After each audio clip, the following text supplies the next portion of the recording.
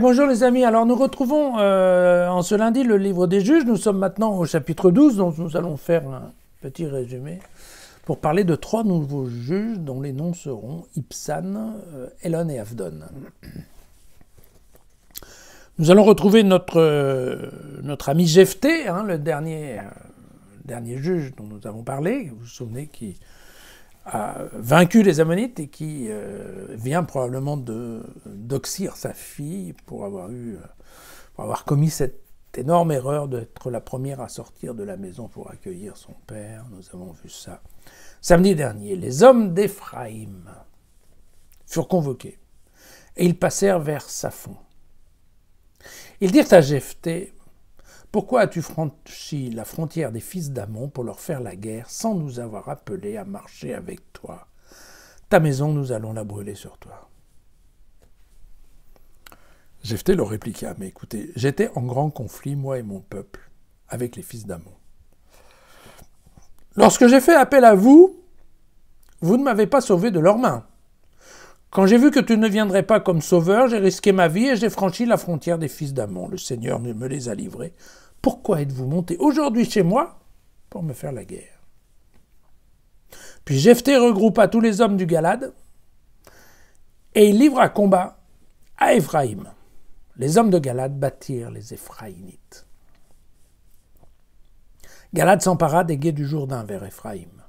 Or, lorsque l'un des rescapés d'Éphraïm disait « Laisse-moi traverser », les hommes du Galad lui disaient « Mais es-tu d'Éphraïm » Il répondait « Non ». Alors il lui disait « Eh bien, dis Chiboleth ».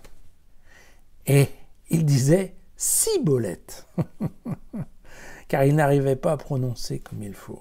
Alors on le saisissait et on l'égorgeait près des gués du Jourdain. Il tomba en ce temps-là 42 000 hommes d'Éphraïm. Jephthé jugea Israël pendant 6 ans, puis Jephthé le Galadite mourut, et il fut enseveli dans sa ville, Mixpé de Galad. Après lui, ce fut Ibsan de Bethléem qui jugea Israël. Il avait 30 fils et 30 filles, celle-ci il les maria, et il fit venir du dehors 30 filles pour ses fils. Il jugea Israël pendant 7 ans, puis il mourut et il fut enseveli à Bethléem. Après lui, ce fut Elon de Zabulon qui jugea Israël. Il jugea Israël pendant 10 ans, puis il mourut et il fut enseveli à Elon, au pays de Zabulon.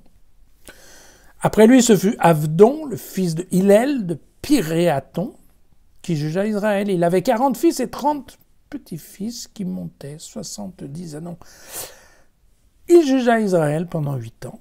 Avdon, fils de Hillel de Piréaton, mourut, et il fut enseveli à Piréaton, au pays d'Éphraïm, dans la montagne d'Amalek. Alors on voit que l'ambiance entre les tribus, elle est quand même pas forcément géniale, puisque vous voyez que la tribu d'Éphraïm, si vous voulez, c'est une tribu qui est puissante. Voilà. Elle est puissante et en fait, il s'avère que là, eux, ils sont à l'ouest du Jourdain, ils apprennent ce qui se passe à l'est, ils traversent le Jourdain, ils vont voir Jephthé et lui disent « Mais dis donc, t'es qui toi pour commencer à faire la guerre tout seul contre les Ammonites sans nous appeler ?» Alors pourquoi?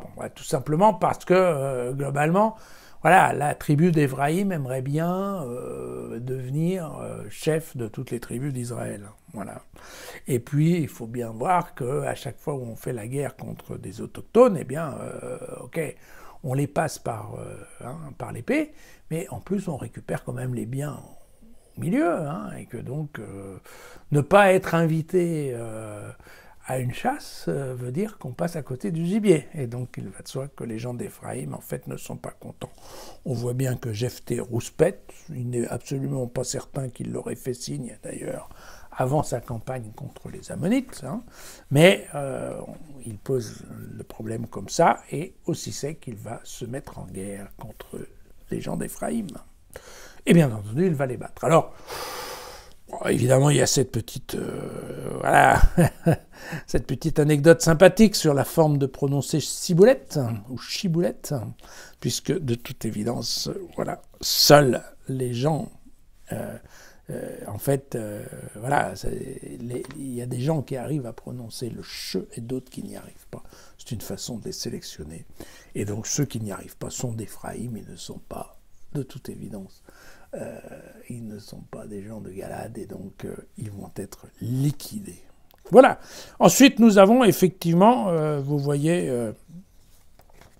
tout simplement, alors nous avions Jephthé qui était le numéro 8 et qui venait de Manassé. Nous avons donc maintenant Ibsan, le numéro 9 qui vient de Zabulon. Hein, parce que, attention, le Bethléem là dont on parle, ce n'est pas le Bethléem de Galilée, c'est le Bethléem de Zabulon.